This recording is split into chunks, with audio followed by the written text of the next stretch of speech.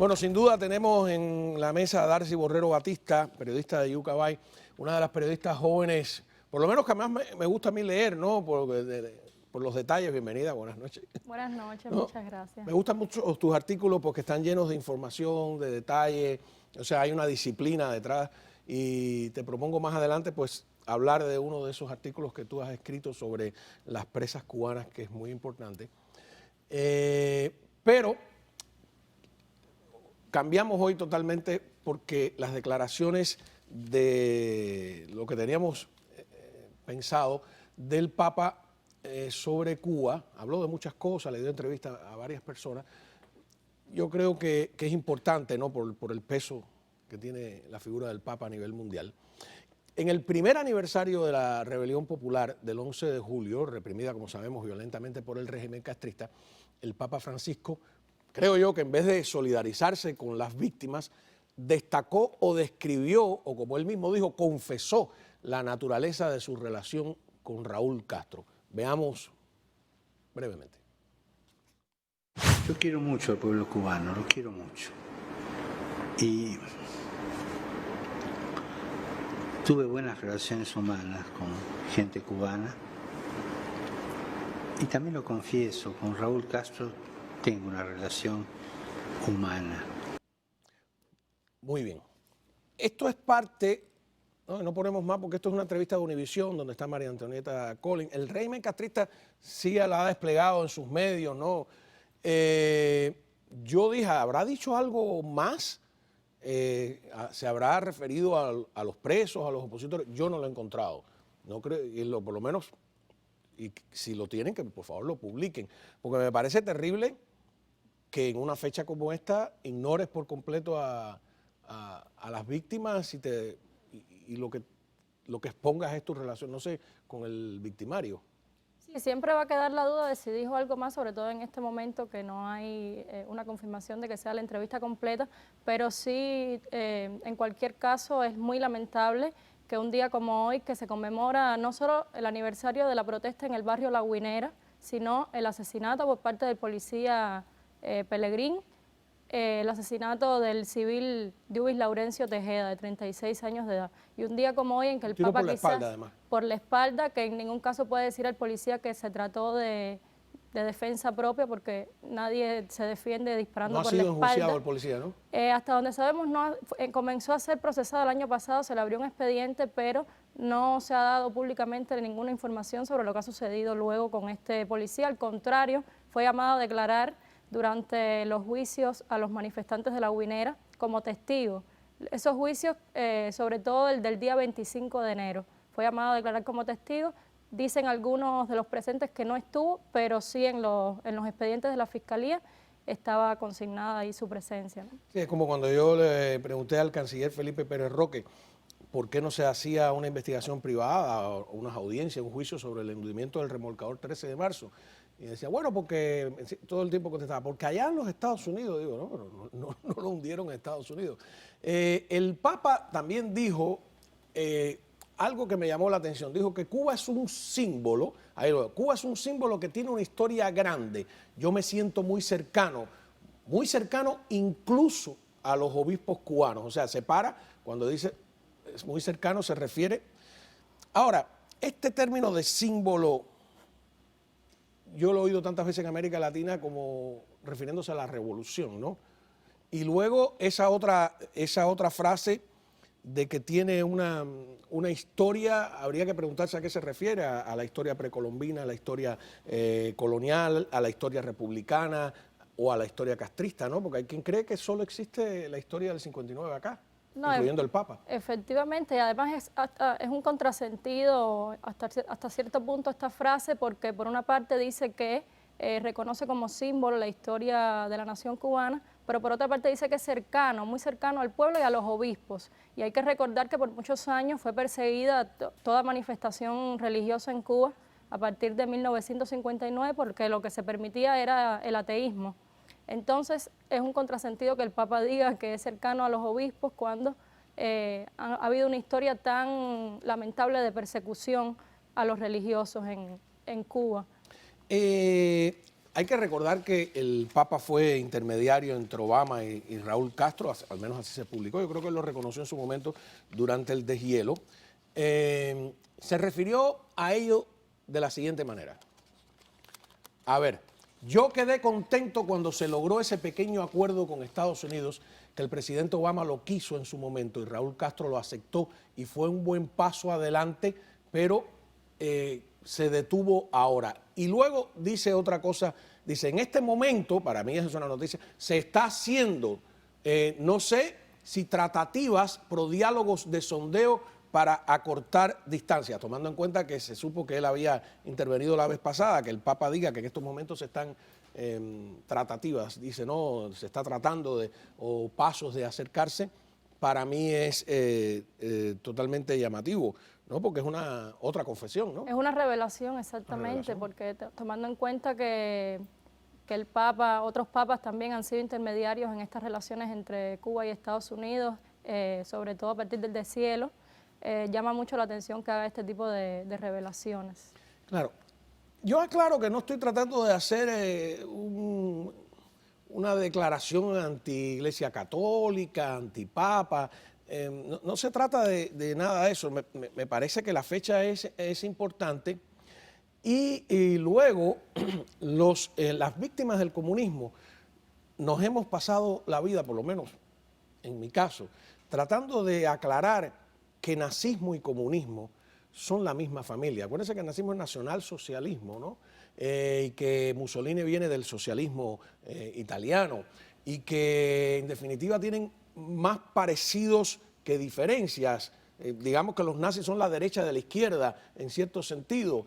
Nos ha costado mucho trabajo y por eso me parece lamentable que el Papa haga una diferenciación que en cierto modo es culpa al comunismo. Dice, no saben distinguir entre nazismo y comunismo, qué es lo que es el comunismo, de lo que es el nazismo, de lo que es el populismo, de lo que es el popularismo, ¿no? Y esto lo hace porque las periodistas le preguntan, le dicen, no le preguntan, que a él lo acusan de comunista, cosa que yo no creo, ¿no? Tendría que dejar de ser creyente porque hasta donde tengo entendido el marxismo sigue siendo materialista dialéctico, ¿no?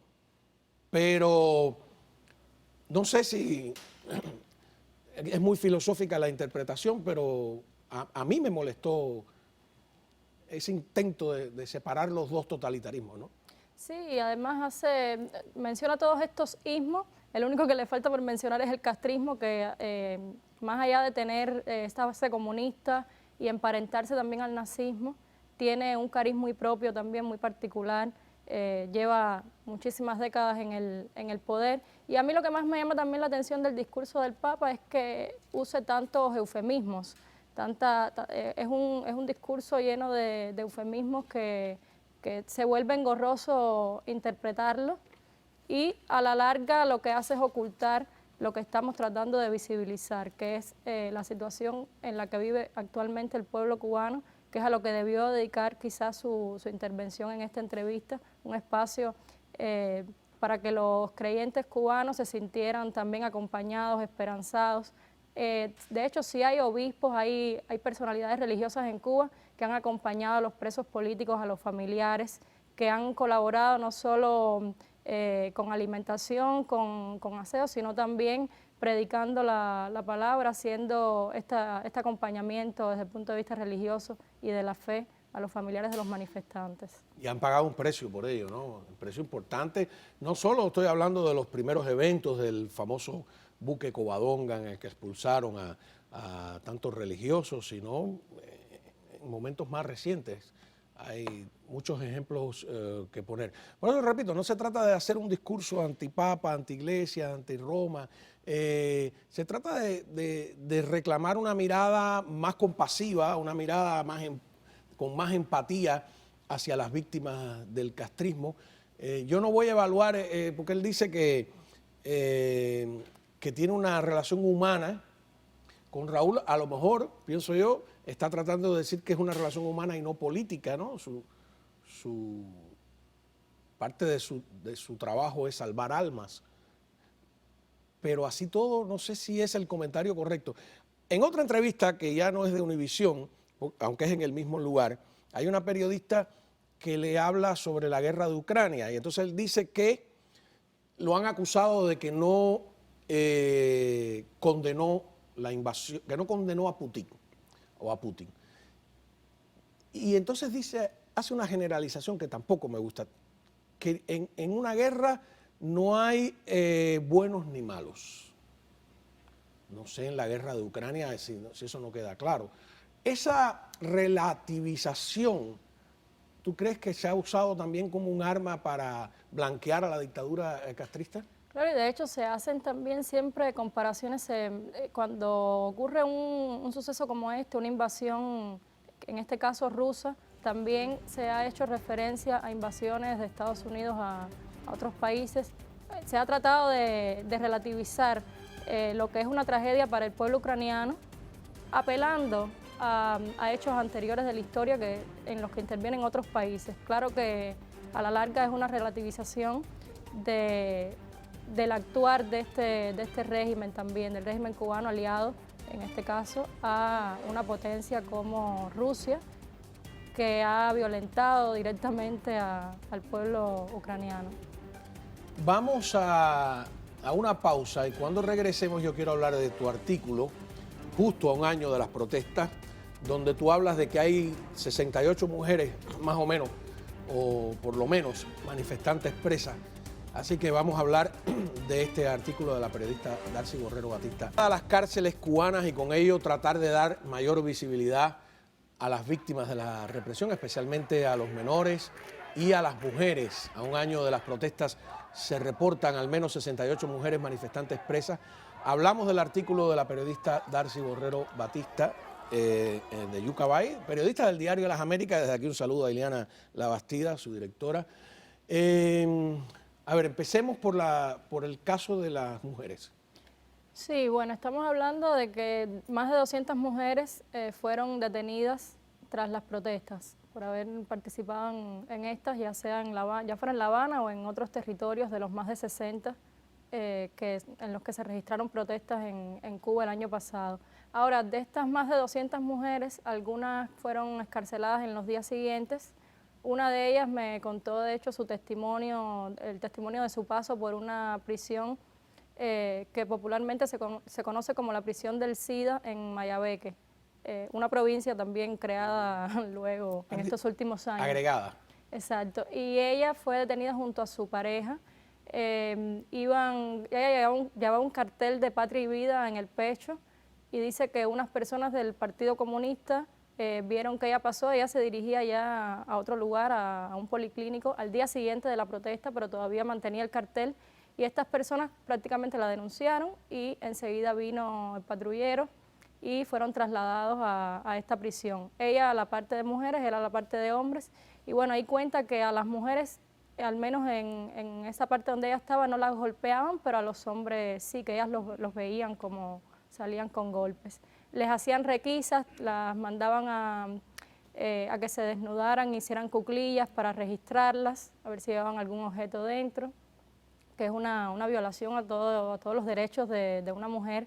Y bueno, en el caso de los datos como tal, te comentaba que más de 200 fueron detenidas, luego empezaron a ser excarceladas y finalmente en un corte que hicimos en Justicia 11J hace algunos días, a propósito del aniversario de las protestas, levantamos el dato de que al menos 68 siguen detenidas, porque claro, esto es un subregistro ciudadano a falta de información pública verificada y confiable que nos pudiera llegar de un Estado democrático, ¿no? En este caso no existe eso y la ciudadanía se tiene que encargar por su cuenta de hacer. Sí, deberíamos estar ante las instituciones cubanas, los ministros, etcétera, preguntándoles, ¿no? ¿Cuántos presos hay? ¿Dónde están? Etcétera. Esa información es complicada de conseguir, así que por eso digo que el trabajo tuyo es muy detallado, minucioso y denota un esfuerzo.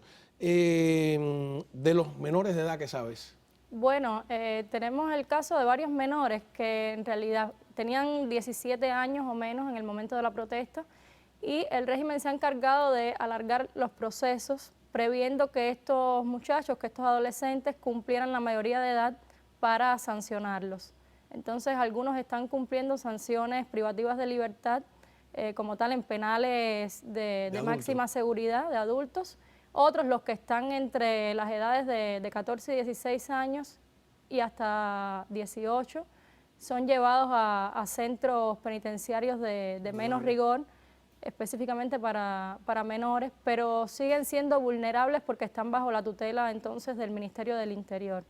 Ahora, hay otros que son enviados a campamentos que conviven ahí con otros presos jóvenes también, pero que han cometido otro tipo de delito, no específicamente político, porque bueno, cuestionémonos primeramente este término de delito, porque claro, sedición para una persona que estaba reclamando sus derechos, ni siquiera cabría preguntarse si eso los es delitos de desacato, justo. delitos de propaganda enemiga, todos Exacto. esos delitos no tienen sentido. No tienen sustento legal. Las madres de estos muchachos, ¿qué sabes? Las madres, bueno, justamente ayer, en el aniversario del 11 de julio, publicamos también en otra revista un artículo sobre 3 madres de presos de La Guinera. Este es el caso de Teresa Rodríguez, que se ha tenido que exiliar en Rusia, desde donde intentó cruzar también fronteras, llegar a algún territorio democrático, pero bueno, no le ha sido posible. Ella es madre de 3 manifestantes, entre ellos uno que era menor de edad en el momento de la protesta, Emilioslán. Y Emilioslán, que ya cumplió los 18 años de edad, se encuentra ahora a la espera para ser trasladado a un campamento en los que se le exige que haga un trabajo correccional, pero con internamiento, o sea que no va a estar en libertad, sino privado de esta.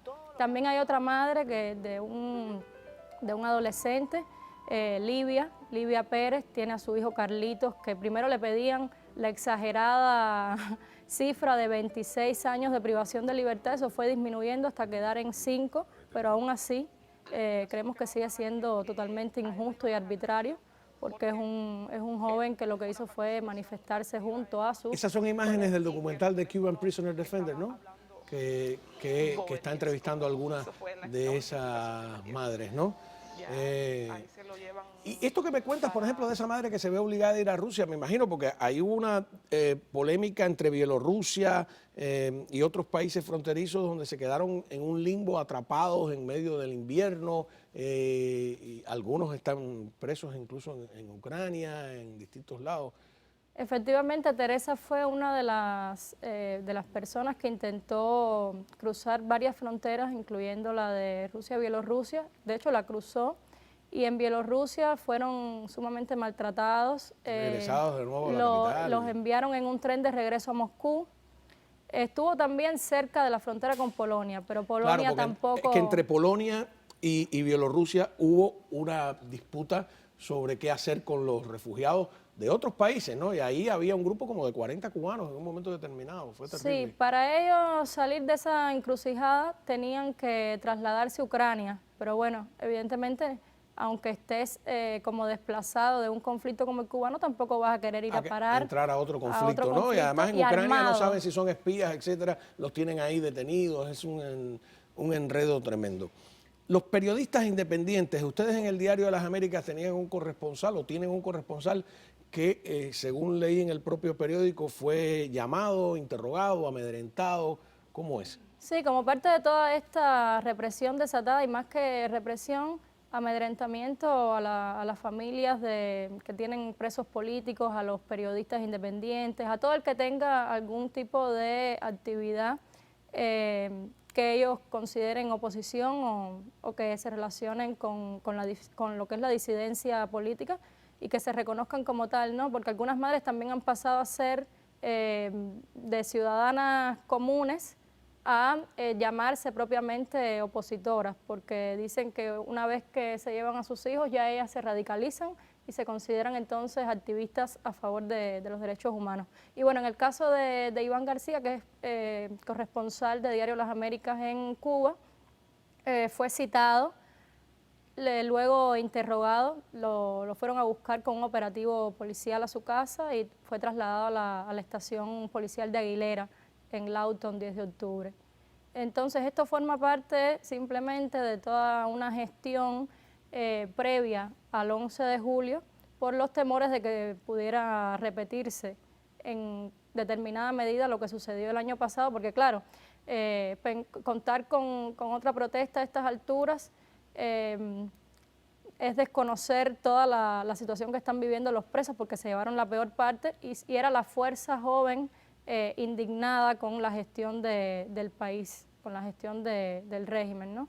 Entonces, todo esto forma parte de un circuito de represión. Las madres de la Guinera reportaban ayer, eso también lo dejamos en un artículo en el periódico, ellas reportaban ayer vigilancia policial, reconocimos varias patrullas, estaban con sus números visibles, como la 690, madres y padres también de los manifestantes que han estado siguiendo todo este proceso y gracias también a la coordinación de grupos como Justicia 11J, hemos tenido contacto directo con ellos y hemos podido acompañarlos cada vez que la represión se ensaña con ellos. Quería volver a la imagen con que empecé, que es esa pelea en Copelia, ahí en 23 y L, en el segundo piso. Porque Copelia es uno de los logros de la revolución. Yo creo que allá había un hospital antes, ellos construyen esa heladería, supuestamente. ¿Qué refleja esto? A ver, escuchemos.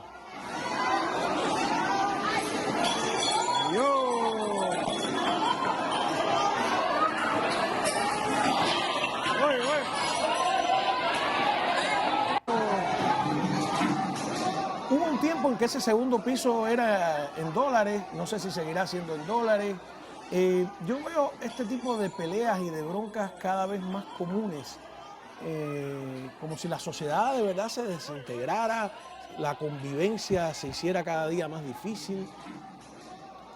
Sí, es que el ciudadano cubano desde que se levanta tiene que estar haciendo colas y la indignación va creciendo a lo largo del día, porque pasarse horas en una fila tratando de encontrar algún producto, porque a veces ni siquiera se pregunta qué hay.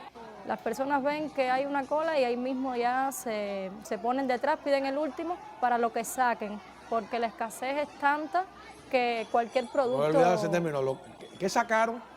¿Qué sacaron? Y entonces a veces dicen, no sabemos, pero estamos igual haciendo la confusión, porque la tú dices, dieron tal cosa y los que no son cubanos se creen que es que te regalan, que en la libreta de abastecimiento, que en realidad es de racionamiento, te regalan las cosas. No, si no tienes dinero tienes que pagarlo todo. Es un equívoco que hay que aclarar también. Y además ahora el racionamiento es tal que no puedes comprar determinados productos en municipios que no sean el tuyo. Tienes que llevar la libreta para comprar en una tienda, en una TRD, de las llamadas TRD, que son tiendas recaudadoras de divisas. Tienes que presentar el carnet de identidad y la libreta de abastecimiento para mostrar que tu núcleo está en esa zona. De hecho, desde siempre en el fondo que la libreta es por zona, pues también era una manera de marginarte o de dejarte en tu barrio. Sí, eso también forma parte de todo este intento de mantener el control.